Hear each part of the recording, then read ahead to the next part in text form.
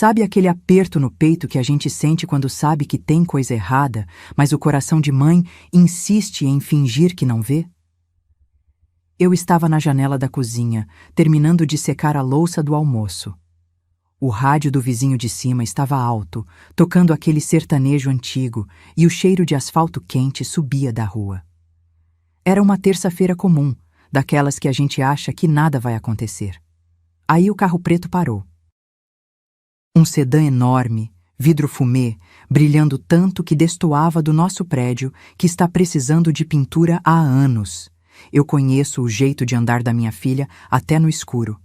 A porta de trás abriu e a Bia desceu, mas ela não tocou o interfone. Ela não olhou para cima, para minha janela. Ela ficou parada na calçada, olhando para o relógio de pulso dourado, batendo o pé nervosa, como se o chão onde ela cresceu estivesse queimando o sapato de salto dela. O seu Cláudio, nosso porteiro há 20 anos, até fez menção de abrir o portão, todo sorridente, mas a Bia fez um sinal seco com a mão. Não, ela não ia entrar. Desci as escadas, sentindo minhas pernas pesadas, uma fraqueza estranha nos joelhos. Quando cheguei lá embaixo, o ar-condicionado do carro dela ainda estava ligado, zumbindo. Ela estava linda, preciso admitir. Cabelo escovado, roupa de linho cor de areia, cheirando a perfume importado que impregnou o ar na hora. Mas o olhar dela fugia do meu. "Toma, mãe, rápido!" Foi tudo o que ela disse. A voz baixa, rouca, olhando para os lados para ver se algum vizinho via. Ela esticou o braço e empurrou uma sacola de papelão na minha direção. Uma sacola de grife, mas toda amassada, como se fosse lixo. Eu peguei. Era pesada.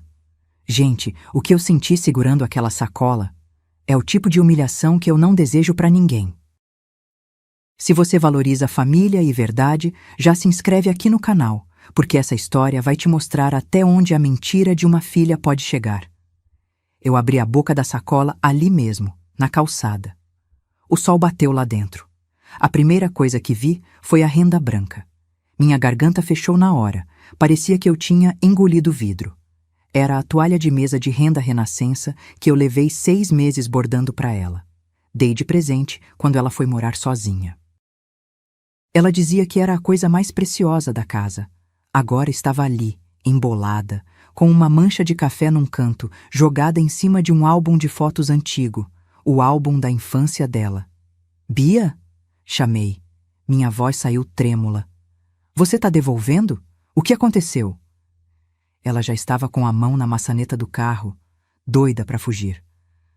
O motorista nem desligou o carro. "Não dá para ficar com isso lá, mãe. Não combina. Só guarda para você. Tchau." Não combina. Aquilo me deu um estalo. Não era sobre decoração. O seu Cláudio estava fingindo varrer a calçada, mas eu sabia que ele estava ouvindo. A vergonha me subiu pelo pescoço, quente. Mas junto com a vergonha veio uma clareza fria, daquelas que só a decepção traz. Eu não chorei. Engoli o choro junto com a saliva. Dei 2 passos rápidos e segurei o braço dela.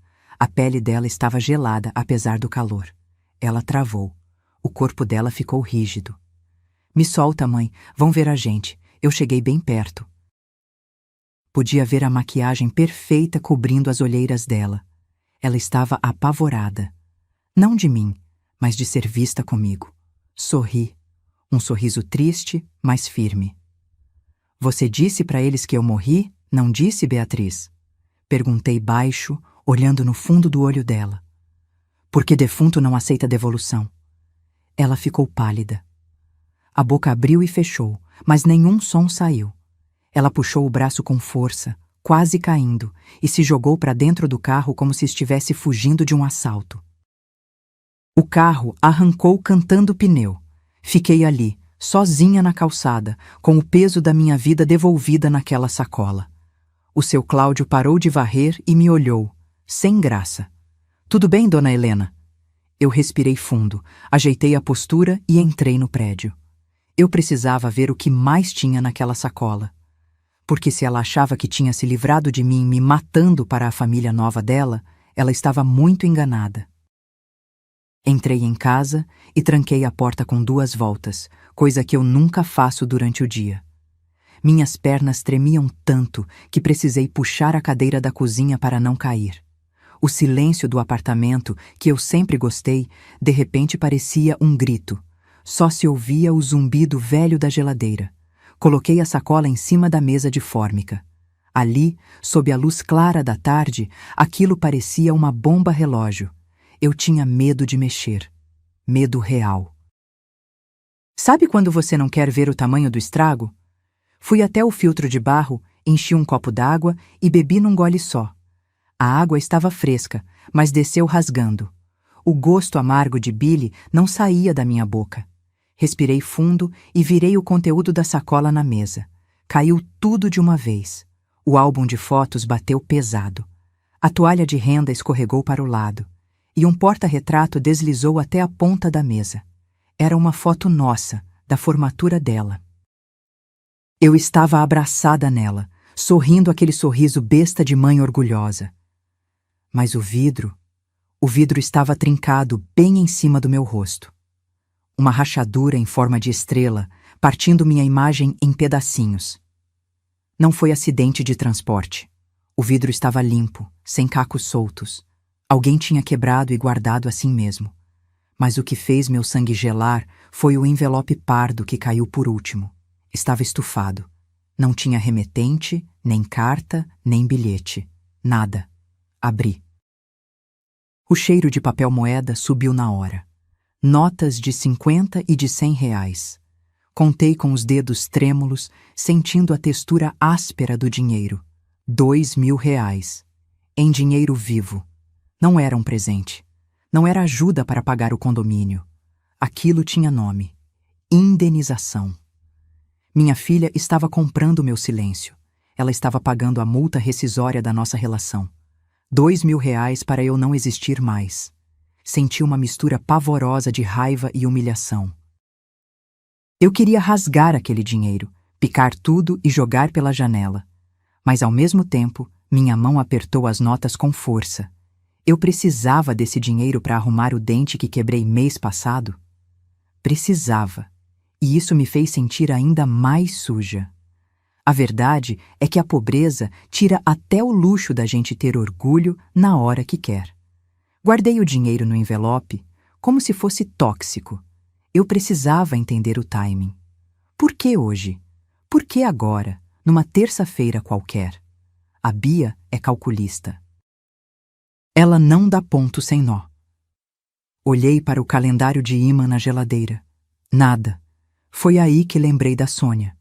A Sônia trabalhou comigo na limpeza de escritórios anos atrás, mas agora estava fixa na cozinha de um buffet de luxo, o Imperium.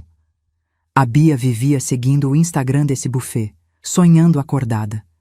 Peguei o celular, disquei, chamou 5 vezes. Fala, Helena. A Sônia atendeu ofegante, barulho de prato batendo e gente gritando no fundo. Mulher, tô num sanhaço aqui, fala rápido. Sônia. Desculpa. É coisa rápida. Tentei firmar a voz. Você tá trabalhando em algum evento grande essa semana? Grande? Minha filha, é o evento. A gente tá montando a estrutura desde ontem na mansão dos Bittencourt. É amanhã à noite. Um noivado milionário. Dizem que a decoração veio de navio da Itália. Coisa de louco. Ela baixou o tom de voz, cochichando. Parece que o herdeiro vai pedir a mão daquela moça que apareceu na coluna social, a tal da órfã misteriosa. O telefone quase caiu da minha mão. Órfã misteriosa. A data batia. O descarte das coisas velhas batia. O dinheiro para eu ficar quieta batia. Sônia... Minha voz sumiu. Helena? Tá aí? O chefe tá me chamando, preciso desligar. Espera! Gritei, sentindo o coração bater na garganta. Vocês precisam de alguém para a equipe de limpeza ou copa? De última hora? Sônia ficou muda por um segundo. Ué, tá precisando de grana? Pagam a diária na hora, mas é pesado, Helena. É para ficar invisível, servir e limpar sem abrir a boca. E tem que ter uniforme preto. Olhei para o envelope com os R$ 2.000 na mesa. Olhei para a minha cara trincada no porta-retrato. Eu tenho o uniforme, Sônia. E eu preciso muito estar aí. Me coloca nessa lista. Desliguei o telefone. Minhas mãos pararam de tremer. O medo tinha ido embora. Agora, o que eu sentia era outra coisa. Uma frieza que eu não sabia que tinha. A Bia achou que R$ 2.000 compravam meu sumiço? Amanhã ela ia descobrir que mãe não tem preço. E que a órfã dela ia ganhar uma mãe fantasma servindo champanhe. Passei a noite em claro, mas às 5 da manhã eu já estava de pé, passando meu uniforme preto. Ferro quente, cheiro de amaciante barato e vapor subindo. Aquele ritual doméstico me acalmou um pouco. Engraçado como a gente se apega à rotina quando o chão desaparece, né? Separei minha calça social preta, aquela que uso para ir na igreja, e uma camisa de botão que comprei num brechó. O sapato era o velho moleca de guerra, solado de borracha para não fazer barulho. Quem trabalha servindo os outros sabe de um segredo que a elite ignora. O uniforme é uma capa de invisibilidade. Você veste o preto e, magicamente, deixa de ser gente. Vira mobília, vira bandeja. Peguei 2 ônibus até o bairro dos Jardins. A paisagem foi mudando pela janela. Saiu o reboco sem pintura. Entrou o muro alto com cerca elétrica e era trepadeira. Desci no ponto final, 2 ruas para cima da mansão dos Bittencourt. Entrei pela portaria de serviço, na lateral. Aquela humilhaçãozinha básica. Apresentar RG, ser revistada, deixar a bolsa num armário enferrujado. O segurança nem olhou na minha cara, só conferiu se eu não estava levando faca. Mal sabia ele que o perigo ali não era a arma branca, era a verdade. A cozinha do buffet era um formigueiro. Gente gritando, cheiro de massa folhada e camarão. Encontrei a Sônia perto da máquina de gelo. Ela me deu um abraço apertado, daqueles que estalam as costas. Mulher, você tá pálida. Tem certeza que aguenta? O ritmo hoje é de cão. Sônia ajeitou minha gola preocupada. Um gesto de carinho que a minha própria filha não me dava há anos. Eu preciso, Sônia. Preciso ver. Como essas pessoas vivem. Menti, mas nem tanto. Tá bom. Fica na copa fria comigo, montando o canapé. Ninguém enche o saco. Foi aí que o maître, um homem baixo com cara de quem chupou limão, reuniu a equipe para passar o roteiro da noite. Ele segurava uma prancheta com o cronograma. Atenção, pessoal.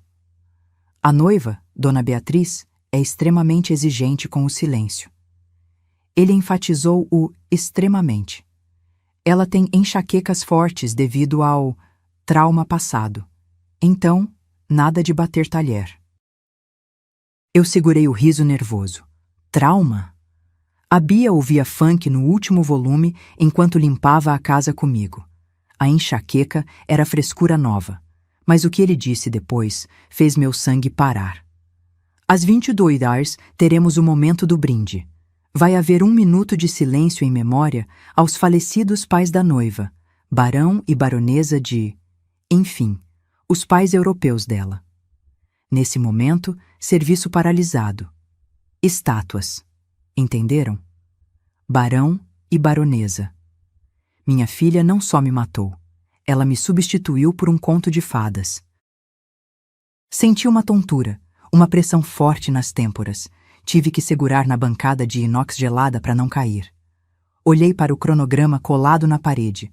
Lá estava a lista de restrições alimentares.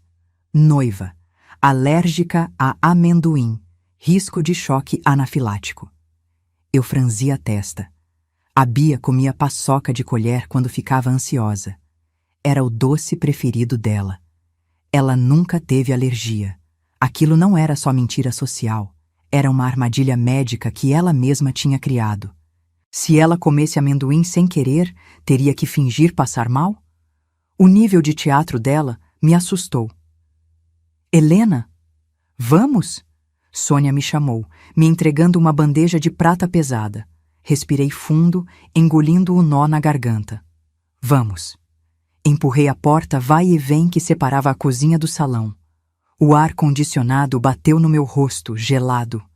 O salão era imenso, lustres de cristal que pareciam cachoeiras de luz.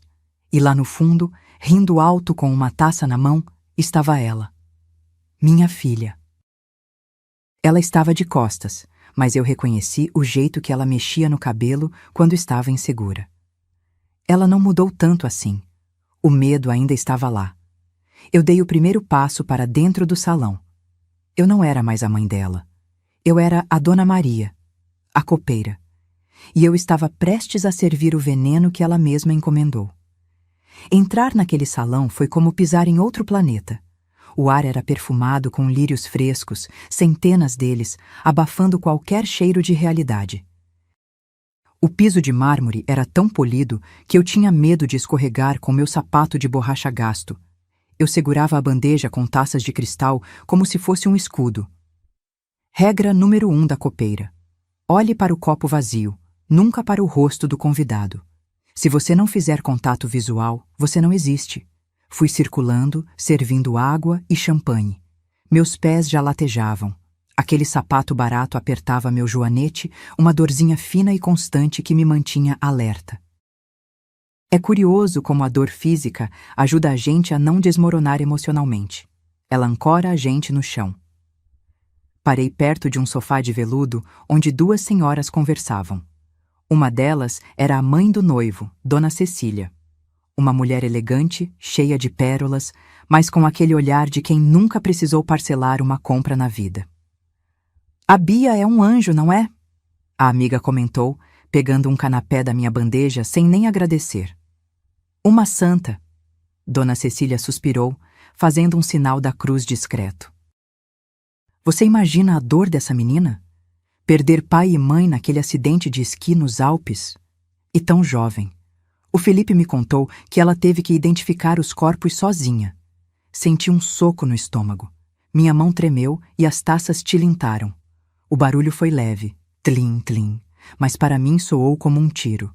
Eu não morri na neve. Eu morri de tanque cheio de roupa e varizes na perna. A criatividade da minha filha para me matar era cruel, mas sofisticada. Alpes, esqui. Ela transformou minha vida de luta numa tragédia chique. Respirei fundo, travando o maxilar. "Calma, Helena. Você é mobília."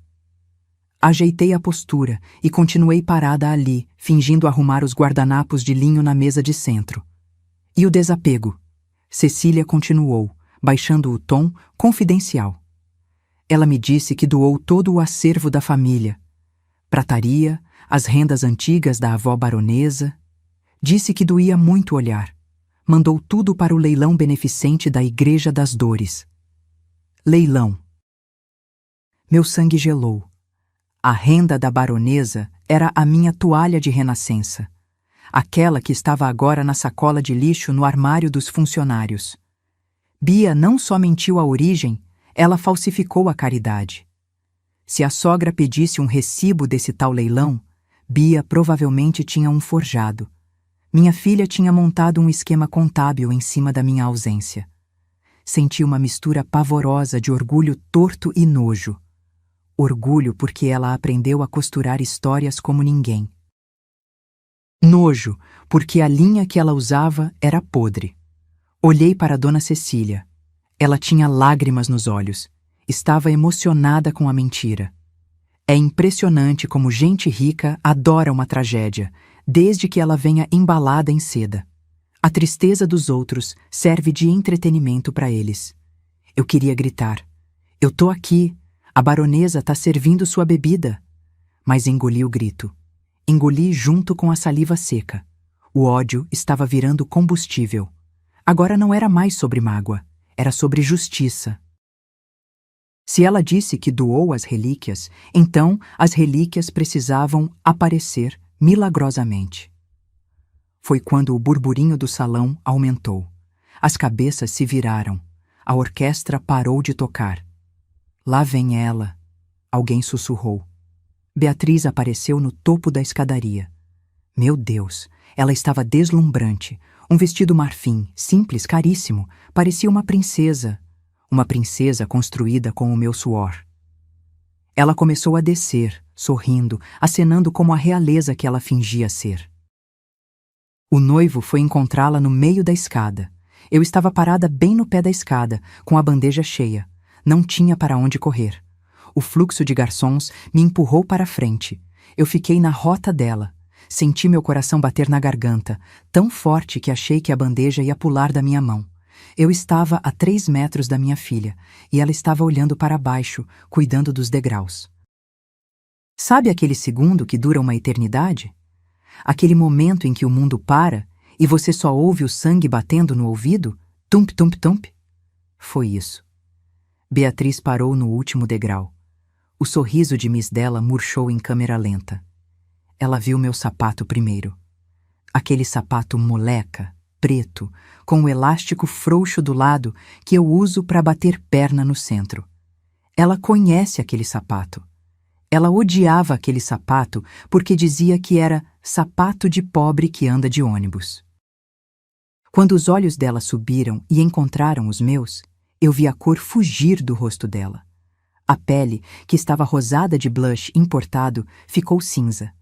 O corpo dela deu um solavanco para trás, como se ela tivesse levado um choque físico. Cuidado! O noivo, Felipe, segurou o cotovelo dela com carinho.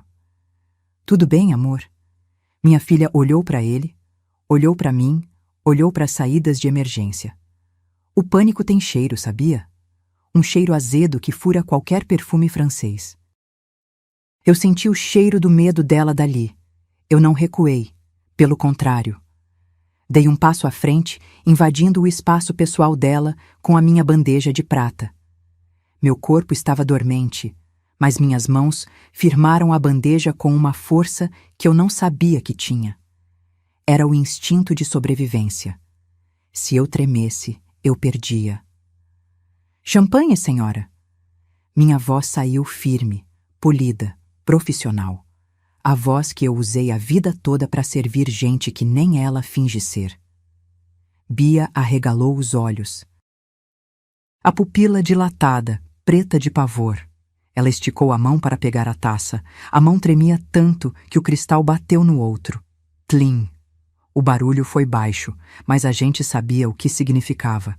Por um milésimo de segundo, vendo a mão dela tremer daquele jeito, me deu vontade de segurar, de dizer: calma, filha.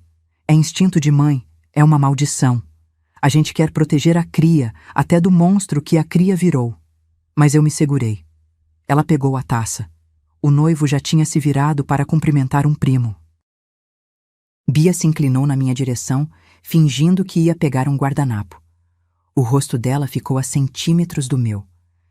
Pude ver a base craquelando no canto da boca dela. Você tá louca? Ela sussurrou, um silvo de cobra. Quanto você quer? Eu te dou 5.000. 10.000. Sai daqui agora ou eu chamo a segurança. O dinheiro de novo. Sempre o dinheiro. Ela achava que eu estava ali para fazer escândalo, para gritar. Ela não entendia que o meu silêncio era muito mais perigoso. Enquanto ela sussurrava, ela mordia o canto interno da bochecha. Notei isso na hora. A Bia faz isso desde os 6 anos de idade, quando conta uma mentira muito grande e tem medo de ser pega. A bochecha esquerda dela chega a inchar. É um tique nervoso incontrolável. Se o noivo fosse observador, veria que a aristocracia dela estava sendo mastigada por dentro naquele exato momento. Não existe estranho no mundo. Existe filho que decide te esquecer. E ser olhada como uma chantagista pela pessoa que você amamentou, isso dói mais que parto sem anestesia. Eu olhei bem dentro do olho dela, não como serva, como juíza. Ignorei a oferta de dinheiro. Apenas ajeitei o guardanapo na bandeja com calma irritante. O champanhe está gelado, dona Beatriz, falei, dando ênfase no título falso. Aproveite a festa. A noite é uma criança. Me virei e saí andando, com as costas retas, me misturando na multidão de uniformes pretos. Deixei ela lá, parada, segurando a taça com as 2 mãos para não derrubar, o coração saindo pela boca. Mas eu não fui longe. Fiquei encostada numa pilastra, observando. E o que ela fez a seguir foi o erro fatal dela. A arrogância sempre derruba o mentiroso. Bia bebeu o champanhe num gole só e chamou o chefe dos garçons. Ela apontou para mim de longe. Eu vi o movimento antes dele acontecer. Conheço o corpo da minha filha. Quando a Bia fica acuada, ela ataca. É o jeito dela de retomar o controle. Ela chamou o maître com um estalar de dedos. Algo que a mãe do noivo, Dona Cecília, jamais faria. Vi o maître fechar a cara, mas ele foi. Bia sussurrou algo no ouvido dele e apontou para mim discretamente. O homem veio na minha direção, bufando. Dona Maria, ele nem sabia meu nome direito. A noiva reclamou que a senhora está olhando muito. Disse que a senhora é inquietante. Vá servir os salgados na roda dela. E sorria. Se ela reclamar de novo, a senhora sai pelos fundos sem receber. Engoli a seco. Sem receber não dava. Eu precisava do dinheiro do dia. E mais ainda, precisava ver o final daquela peça. Peguei uma bandeja de vol au vent, aquelas cestinhas de massa folhada que esfarelam só de olhar, e fui até o grupo onde ela estava. O noivo, Felipe, contava uma piada. Bia ria alto demais, com a mão no pescoço. Quando cheguei perto, ela me viu.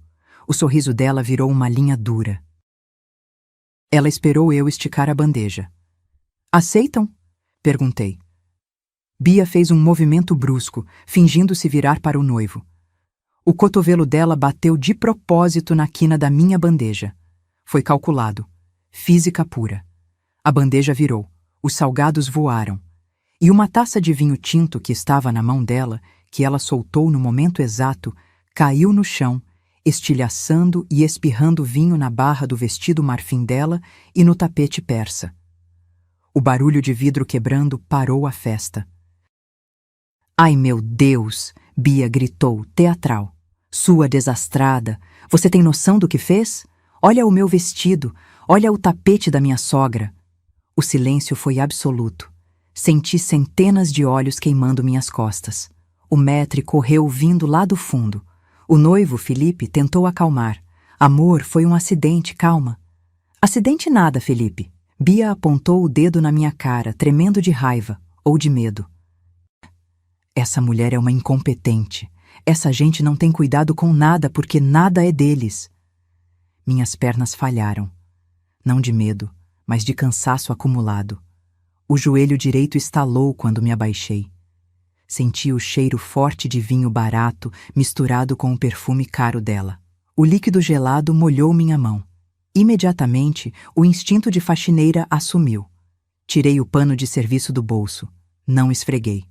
Quem limpa sabe que vinho a gente absorve, senão a mancha espalha. Comecei a catar os cacos de vidro maiores com a mão nua, ignorando o risco de corte. É automático. Primeiro a segurança dos outros, depois a nossa. Lá de baixo, de joelhos no chão, eu olhei para cima. Vi o rosto do Felipe. Ele não estava olhando para a mancha. Ele estava olhando para a Bia com uma expressão estranha, de desencanto. Deixa que a equipe de limpeza resolve, Beatriz. Não precisa gritar com a senhora. Felipe disse seco. Mas, Felipe, é um tabriz autêntico. Bia retrucou. Bia, esse tapete é da Token Stock. A gente comprou para decorar o salão de festas ano passado.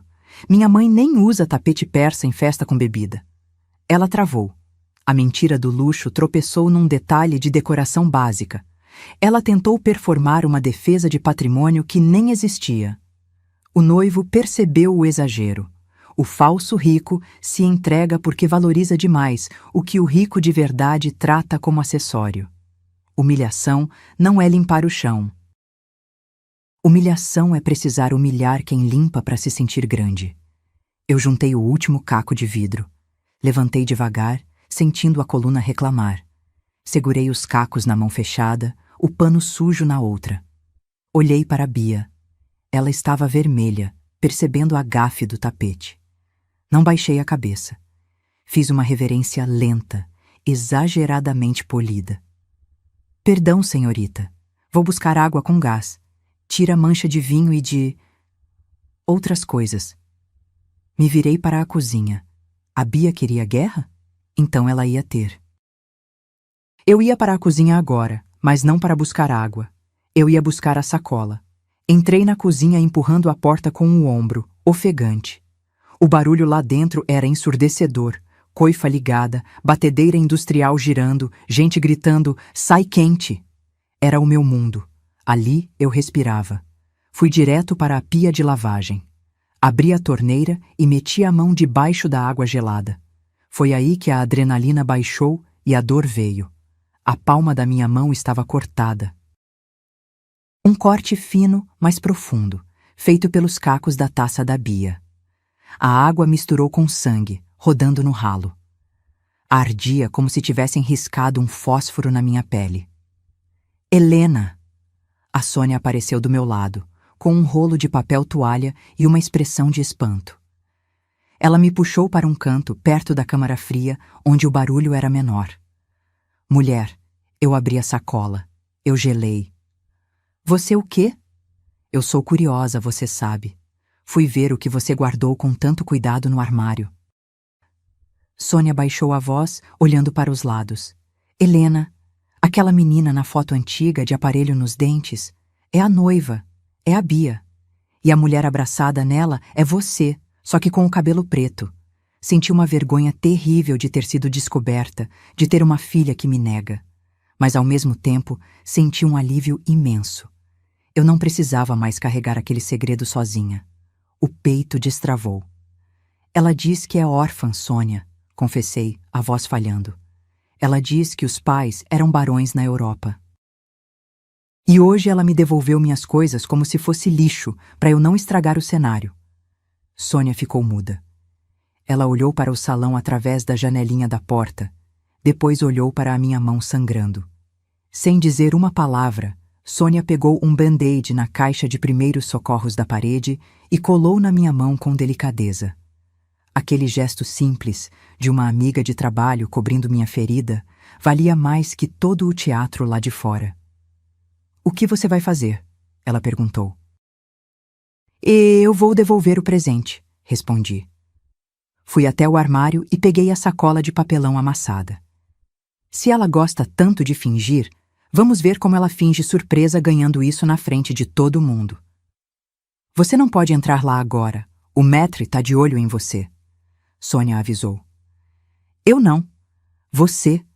Sônia arregalou os olhos. Eu? Helena, se me pegarem... Ninguém olha pra gente, Sônia. Lembra? Somos invisíveis. Só coloca essa sacola na mesa de presentes. Bem no topo, por favor. Pela minha dignidade. Sônia olhou para a sacola, olhou para mim. Respirou fundo e pegou o pacote. Se eu for demitida, você me paga uma cerveja. Ela saiu com a bandeja de doces numa mão e a sacola escondida embaixo de um pano de prato na outra. Fiquei na fresta da porta, espiando.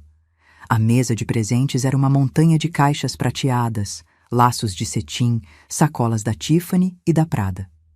Sônia passou por lá como um fantasma. Num movimento rápido, fingindo ajeitar uma toalha, ela depositou a sacola de papelão marrom, velha e amassada, bem no topo da pilha de luxo. Parecia uma verruga num rosto perfeito. Gritava, estou aqui. Nesse momento, um técnico de som passou perto da mesa de presentes para ajeitar o pedestal do microfone para os discursos. Ele esbarrou sem querer na mesa e o microfone deu uma microfonia aguda. Uim! Ele não desligou o microfone. Deixou ligado, aberto, apontado diretamente para a área onde os presentes seriam abertos. O som ambiente daquela área agora estava sendo amplificado levemente nas caixas de som do jardim, mas ninguém percebeu por causa da música ambiente. A mentira é igual a um castelo de cartas, firme até bater o primeiro vento. E a sacola de papelão era o vento. Sônia voltou correndo, suando frio. Tá feito. E agora? Agora a gente espera. O show de horrores ia começar. Fiquei na fresta da porta de serviço, espremida entre uma garçonete e a máquina de café expresso. O salão ficou em silêncio. Sabe aquele silêncio de gente rica que impõe respeito só com a postura? Ninguém tossia, ninguém mexia no celular. O Felipe pegou o microfone. Ele parecia nervoso, apaixonado. Um bom menino, deu para ver. Pena que estava cego. Quando conheci a Beatriz, ele começou, a voz ecoando nas caixas de som do jardim. Eu não vi apenas a beleza, eu vi a força. Uma mulher que perdeu tudo, os pais, a história, o chão, e mesmo assim se reconstruiu com uma elegância que poucas princesas teriam. Bia abaixou a cabeça. Vi ela levar o lenço de linho aos olhos. O ombro dela tremeu. Eu conheço o choro da minha filha. Quando é de verdade, ela fica feia, o nariz incha, ela soluça. Aquele choro ali, delicado, sem borrar o rímel. Aquilo era atuação de novela das 8. Me deu um enjoo físico, uma náusea que subiu queimando o esôfago. Ela me disse uma vez, Felipe continuou, que a maior dor dela era não ter nenhuma lembrança física da família, nenhum objeto. Que o incêndio, o acidente, levou tudo. Eu trinquei os dentes. Incêndio. Agora era incêndio? A mentira mudava conforme a audiência. Foi aí que a dona Cecília, a sogra, se levantou. Ela estava impaciente. Rica não gosta de discurso longo, gosta de ação. Lindo, filho. Lindo. Mas vamos animar. Quero ver os presentes especiais, a tradição da família Bittencourt. Os garçons trouxeram a mesa de presentes para o centro da pista. As luzes baixaram, focando ali. Era uma pirâmide de caixas prateadas, laços de veludo, sacolas de grifes que custam um carro popular. Mas lá no topo, estava ela, a sacola de papelão pardo, amassada, com a alça de corda desfiando. E, detalhe que eu só vi agora, com uma fita crepe segurando a boca fechada porque o papelão estava rasgado. Parecia um vira-lata sarnento no meio de um canil de pedigree. O contraste era tão gritante que chegava a ser obsceno. Sabe quando você vê uma barata no bolo da festa? O salão fez aquele som. Oh! Um misto de choque e curiosidade mórbida. Ninguém olhava para as caixas da Tiffany. Todos os olhos estavam no papelão sujo. O que é aquilo? Uma convidada sussurrou alto perto da porta. É uma instalação artística? É pobre chique? Bia levantou a cabeça. Quando ela viu a sacola, ela parou de chorar na hora. O lenço caiu da mão dela. Ela reconheceu. Claro que reconheceu. Foi ela quem me entregou aquilo horas antes. Eu queria que ela corresse, que fugisse daquela vergonha. Mas ao mesmo tempo, eu torcia. Abre! Abre logo! É horrível sentir prazer no pânico de um filho, mas a mentira dela tinha me transformado em outra pessoa naquela noite. Dona Cecília, que adora uma excentricidade, foi direto na sacola. Ora vejam! Ela riu, achando graça. Alguém trouxe algo rústico. Eu adoro essa autenticidade. Deve ser algum artesanato local caríssimo que a gente não conhece. Bia tentou se levantar. Não, Cecília, espera! Ela gritou, a voz desafinando. Deve ser engano, é lixo de algum funcionário. Mas era tarde. A sogra já estava puxando a fita crepe. O som da fita rasgando, creque, foi amplificado pelo microfone que estava perto. Foi o som mais satisfatório da minha vida.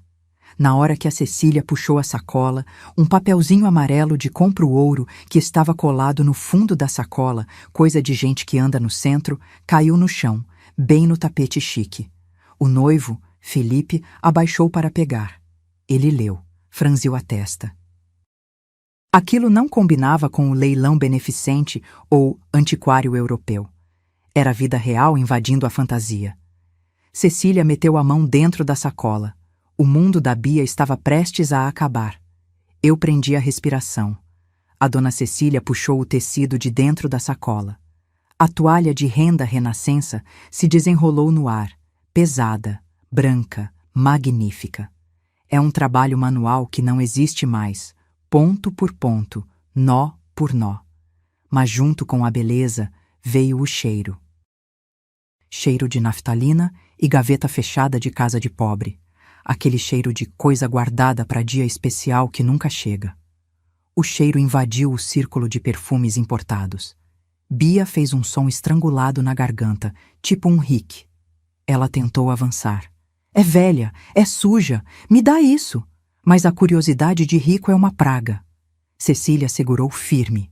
E foi aí que ela viu o detalhe que eu preparei com o alfinete de fralda que eu tinha na bolsa. Bem na ponta da toalha, balançando, estava uma nota fiscal amarela, daquelas antigas de papel carbono que eu tinha guardado no meio das minhas contas. Cecília estreitou os olhos e leu em voz alta, porque o microfone captou o sussurro dela. Armarinho São José, linha Cleia e agulhas, enxoval da Beatriz, pago a 12ª parcela de 12, quitado por Helena. O silêncio mudou de qualidade. Agora era confuso. Parcelado em 12 vezes. Essa frase é um idioma que a elite não fala. Baronesas não pagam carnê de linha de costura. Herdeiras não têm enxoval financiado com suor de um ano inteiro. Helena? O noivo, Felipe, repetiu o nome, franzindo a testa. Quem é Helena? Bia estava branca como papel. Ela parecia uma estátua de cera derretendo sob os holofotes. Mas a caixa de Pandora ainda tinha fundo. Cecília, confusa com aquele bilhete vulgar, meteu a mão na sacola de novo para ver se tinha uma explicação e tirou o álbum de fotos. Aquele álbum de capa dura vermelha que a Bia encapou com papel de presente num Dia das Mães de 1998. A sogra abriu o álbum aleatoriamente. Eu vi daqui o momento exato em que o cérebro dela deu um nó. As fotos mostravam a Bia criança, sorrindo, banguela, feliz. Mas o cenário atrás da criança... Cecília passou o dedo numa foto específica. Bia com 7 anos, comendo bolo, sentada numa bancada de mármore preto rajado. Cecília levantou os olhos da foto e olhou para a porta da cozinha, a mesma porta onde eu estava escondida. Ela olhou para o mármore da bancada do bar. Era o mesmo mármore. Felipe. A voz da Cecília tremeu. Essa foto. Essa menina está sentada na minha bancada de serviço, na cozinha desta casa. Meu estômago deu um nó cego. A ironia era perfeita demais. Eu trabalhei para a família Bittencourt como faxineira temporária 20 anos atrás. A Bia vinha comigo nas férias porque não tinha creche. Ela brincava de casinha nos quartos de hóspedes enquanto eu encerava o chão que ela pisa hoje de salto alto. Como essa menina tem fotos brincando na minha área de serviço? Cecília perguntou, a voz subindo 1/8. Quem é você, Beatriz? O passado é um fantasma teimoso. Você pode vestir ele de seda, mas ele sempre volta usando o chinelo velho que você tentou esconder. Bia abriu a boca para inventar mais uma mentira, talvez dizer que era uma visita diplomática, mas o envelope pardo, aquele com os 2.000 roures do suborno, escorregou de dentro do álbum e caiu no chão, aberto. As notas de R$ 50 voaram no tapete, junto com o bilhete que eu reescrevi na cozinha. Felipe abaixou e pegou o bilhete. Ele leu, e a expressão dele mudou de confusão para o horror puro. Felipe segurava o papel de caderno pautado, que eu tinha arrancado da minha caderneta de anotações de faxina, como se fosse um documento de guerra. O silêncio no salão era tão pesado que dava para ouvir o zumbido das lâmpadas. Lê, Felipe. A mãe dele, Dona Cecília, ordenou. A voz dela não tinha mais doçura. Era gelo puro. Felipe ajustou os óculos. Ele estava pálido. Ele olhou para Bia, depois para o papel, tentando processar o impossível. Para a Beatriz...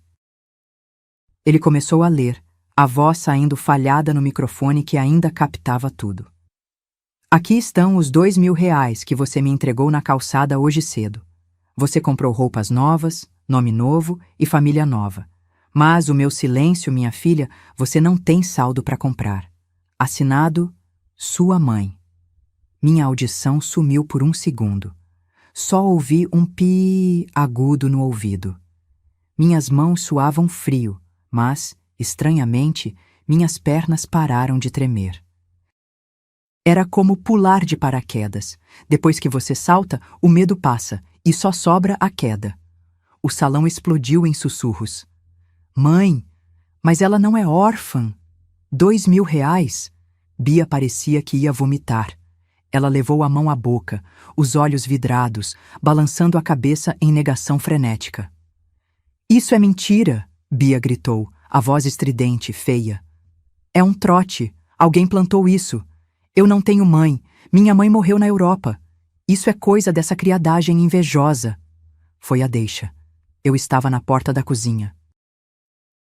Desamarrei o avental preto do buffet. Tirei devagar. Dobrei.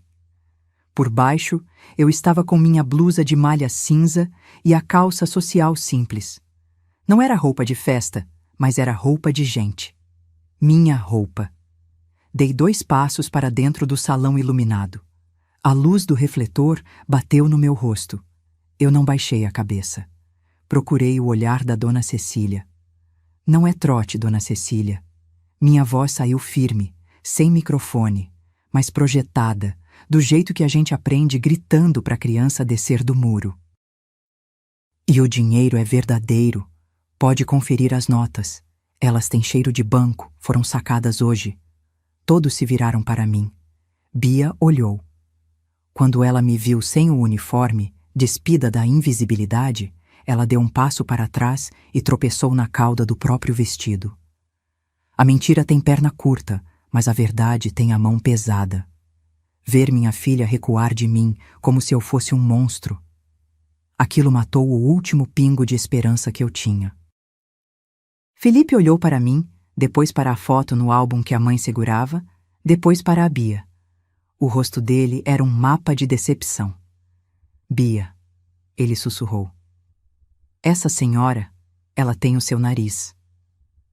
E tem a cicatriz. Eu completei, levantando a mão direita. Bia, mostra a sua mão direita. Bia escondeu a mão nas costas. Mostra! Felipe gritou, perdendo a paciência. Bia, chorando, mostrou a mão trêmula. Havia uma pequena cicatriz branca em forma de meia-lua no dedo indicador. Ela cortou o dedo numa lata de leite condensado quando tinha 4 anos. Eu disse, sentindo o nó na garganta. Eu tenho a mesma marca, no mesmo dedo, de tentar tirar a lata da mão dela. Foi o dia que a gente mais chorou juntas. Eu provei que era a mãe dela. Venci, mas me senti derrotada. Porque provar que sou mãe dela significava destruir o futuro dela. Era uma vitória com gosto de cinza. Felipe soltou a mão da Bia como se ela queimasse. Bia olhou para os lados, encurralada. O teatro tinha caído. As cortinas pegaram fogo. Ela só tinha uma saída agora: atacar. Bia enxugou as lágrimas falsas num segundo e mudou o semblante. O rosto de Anjo virou o rosto do ódio. A Bia que eu criei, a menina que dormia de trança e pijama de flanela, desapareceu na minha frente. No lugar dela, surgiu uma estranha com os dentes trincados. Ela é louca! Bia gritou, a voz rasgando a garganta, apontando o dedo para mim. Felipe, escuta! Essa mulher trabalhou aqui. Ela era faxineira. Ela ficou obcecada por mim quando eu era criança, porque ela perdeu a filha dela. Ela é uma psicopata que acha que é minha mãe. O salão prendeu a respiração. Por um segundo, vi a dúvida no rosto da Dona Cecília. A louca obcecada é uma mentira conveniente para ricos. É mais fácil acreditar que a pobre é doida do que admitir que a nora perfeita é uma fraude. Senti um calor subir pelo pescoço. Minhas orelhas queimavam. Não de vergonha, mas de indignação. Minha própria filha estava me chamando de louca na frente de 200 pessoas. Minha mão fechou em punho sozinha, cravando as unhas na palma machucada, fazendo o curativo da Sônia latejar. Bia continuou desesperada, agarrando o braço do noivo. Amor, olha para ela. Olha a roupa dela. Você acha que eu sairia disso? Expulsa ela. Chama a polícia. Felipe não se mexeu. Ele olhava para o álbum aberto na mão dela. Bia, ele disse, baixo. Chama a segurança, Felipe. Tira essa lixeira daqui. Ela estava histérica, o rímel escorrendo, feia de tanto ódio. Felipe levantou a cabeça. Ele tirou o braço da mão dela com um movimento lento, definitivo. Para, Beatriz. Mas Felipe... Para! O grito dele ecoou no microfone, assustando todo mundo. Ele virou o álbum para ela. Nenhuma louca obcecada tem uma foto da criança no colo, no hospital, minutos depois de nascer, com a pulseirinha da maternidade pública escrita Beatriz da Silva. Felipe apontou para a foto amarelada na primeira página. E nenhuma faxineira obcecada paga 12 parcelas de enxoval. Bia olhou para a foto. O ombro dela caiu. O ar de ataque saiu, e sobrou só uma menina assustada que foi pega fazendo arte.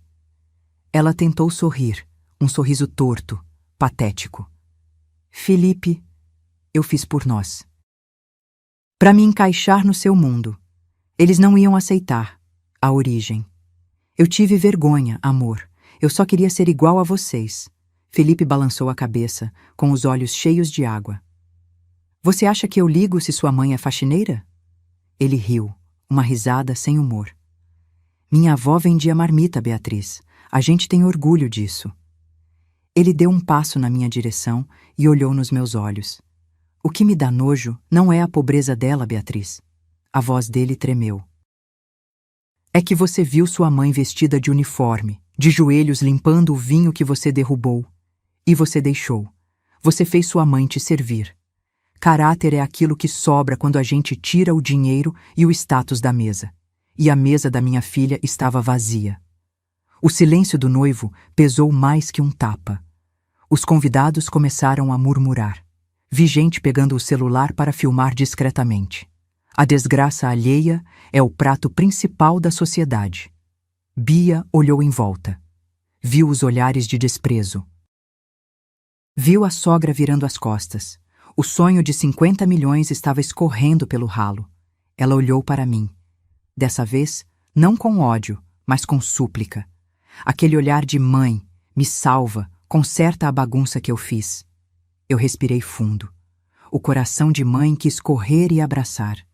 Quis dizer que era mentira minha, mas eu olhei para a toalha de renda no chão, pisada. Não, eu não ia consertar. Eu ia educar. Pela última vez. Dei um passo à frente, passei pelo Felipe e parei na frente dela. Todos esperavam um tapa, mas eu fiz algo pior. O salão esperava um barraco. Esperavam que eu puxasse o cabelo dela, que eu gritasse xingamentos, que eu fizesse o show de pobre que eles tanto desprezam e, no fundo, adoram assistir. Mas eu não me movi com raiva. Eu me movi com cansaço. Aquele cansaço antigo de quem carregou o mundo nas costas e agora decidiu soltar. Abaixei-me devagar, dobrando os joelhos que estalavam, e comecei a recolher as notas de 50 e 100 reais que estavam espalhadas no tapete persa, ou da Tok and Stock, tanto faz. Juntei uma por uma, alinhei as pontas. Aquele dinheiro era o preço que ela tinha colocado no meu amor. Minha mão não tremia mais. Pelo contrário, estava firme, gelada. Mas meu peito ardia. Era uma queimação física, como se eu tivesse engolido brasa. Cortar o cordão umbilical dói mais depois de 30 anos do que no parto. Levantei. Bia estava parada na minha frente, os ombros caídos, maquiagem borrada. Ela parecia ter encolhido. Não era mais a noiva aristocrata. Era só a Beatriz, a menina que tinha medo de trovão. Ela esticou a mão na minha direção, os dedos trêmulos, implorando silenciosamente por um abraço, por um "tá tudo bem, mamãe resolve". Eu olhei para a mão dela. Olhei para a cicatriz no dedo. Tudo em mim gritava para abraçá-la. É biológico. É instinto. Eu queria limpar o rosto dela, tirar ela dali, fazer um chá, mas eu sabia que se eu fizesse isso, eu estaria validando o monstro que ela se tornou. Amar, às vezes, é deixar cair. Peguei o maço de dinheiro alinhado e bati com força na palma da mão aberta dela. O estalo puff ecoou no silêncio. Ela fechou os dedos no dinheiro por reflexo. Toma, falei. Minha voz saiu baixa, rouca, mas cada sílaba era uma pedra. Guarda, você vai precisar. Mãe.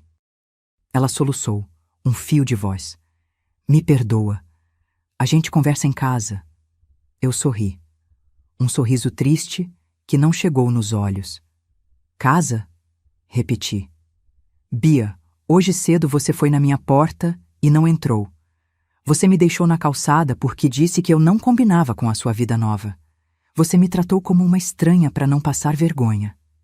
Dei um passo para trás, criando um abismo entre nós. Pois agora eu aceito a sua regra. Eu sou uma estranha. Respirei fundo, sentindo o cheiro das flores que agora me enjoava. Pega esse dinheiro e chama um Uber Black, Beatriz. Vai para um hotel, vai para casa de amiga, vai para onde você quiser. Porque na minha casa, estranho não entra. A gente aguenta fome, aguenta frio, aguenta trabalho pesado. Mas a gente não aguenta ser invisível para quem a gente pariu. Virei as costas. Não esperei a resposta. Não olhei para o Felipe, que estava tirando a aliança do dedo. Não olhei para a dona Cecília, que estava catando a toalha de renda do chão com cara de nojo. Caminhei em direção à saída. O corredor de gente rica se abriu. Eles se afastavam de mim não por nojo, mas por respeito, ou medo. A dignidade de uma mãe ofendida é uma força da natureza. Ouvi o choro da Bia explodir atrás de mim. Um choro feio, alto, desesperado. O som do arrependimento tardio. Não parei. O portão de ferro da mansão se fechou atrás de mim com um estalo pesado. Clang. Parecia o barulho de uma cela se abrindo, não fechando. O ar da rua era quente, cheiro de escapamento e poluição, mas para mim parecia o ar mais puro do mundo. Eu respirei fundo, enchendo o pulmão até doer. Helena, espera! Ouvi o barulho de saltos correndo no asfalto. Me virei. Não era o Felipe, não era a Bia, era a Sônia. Ela vinha correndo, segurando a barra da saia do uniforme com uma mão e balançando algo branco na outra. Ela parou na minha frente, ofegante, com o rímel levemente borrado de tanto que suou na cozinha. Você é doida, mulher, ela disse, rindo nervosa com a mão no peito. Você é completamente doida. O buffet parou. O noivo foi embora. A festa acabou. Eu precisava acabar com a festa, Sônia, antes que a festa acabasse com a minha vida. Sônia esticou a mão. Ela segurava a toalha de renda renascença. A sogra ia jogar numa lixeira lá dentro. Eu não deixei. Sônia alisou o tecido com carinho. Deu tanto trabalho para fazer, não merece ficar no lixo daquela gente. Peguei a toalha. Meus dedos encontraram os da Sônia. A mão dela era áspera, calejada, quente. Mão de quem trabalha, mão de quem não solta a gente. Obrigada, amiga, sussurrei. Eu vou com você até o ponto. O metre que se exploda. Caminhamos juntas até a esquina. A rua estava deserta, só um gato revirando lixo. Coloquei a toalha de renda sobre o meu ombro esquerdo. Engraçado. Quando eu cheguei, aquela sacola pesava 1 tonelada. Parecia que eu carregava um cadáver. Agora, com a toalha no ombro e sem a filha nas costas, eu me sentia flutuando. Meus pés dentro do sapato moleca ainda doíam, latejavam no ritmo do coração. Mas a dor no peito, aquela pontada de angústia que eu sentia todo dia acordando sem saber dela, essa sumiu. Ficou um buraco, claro. Mas buraco, a gente costura. Ferida aberta é que infecciona. Chegamos no ponto de ônibus. O letreiro digital amarelo vinha vindo lá longe. Terme Lapa. O barulho do motor a diesel freando foi a nossa música de encerramento. Muita gente acha que amor de mãe é incondicional. Não é. A condição é o respeito. Sem respeito, o amor vira cativeiro. E eu me libertei hoje. O ônibus parou. A porta abriu chiando. Olhei para trás, na direção da mansão iluminada no alto da rua. Imaginei a Bia lá, sozinha no meio dos presentes caros, com o dinheiro na mão e sem ninguém. Senti pena? Senti. Senti saudade? Muita. Mas entre a saudade e a minha dignidade, eu escolhi a que não me machuca. Subi o degrau do ônibus. Passei pela catraca. O cobrador bocejou. A vida real continua. Amanhã tem conta para pagar, tem chão para limpar. Mas hoje eu durmo de alma lavada. Gente, eu tremi escrevendo esse final. Agora eu preciso muito saber a opinião de vocês, porque eu ainda tô com o coração na mão. Você teria perdoado a Bia lá na festa se ela pedisse desculpas chorando? Ou eu fiz certo em virar as costas e ir embora? Mãe tem que aguentar tudo mesmo, ou existe limite para a humilhação? Me conta aqui nos comentários. Eu vou ler todos. Quero saber se eu fui muito dura ou se foi justiça. Ah, e já deixa o like se você torceu pela Sônia, a verdadeira heroína, e se inscreve no canal. Comenta também.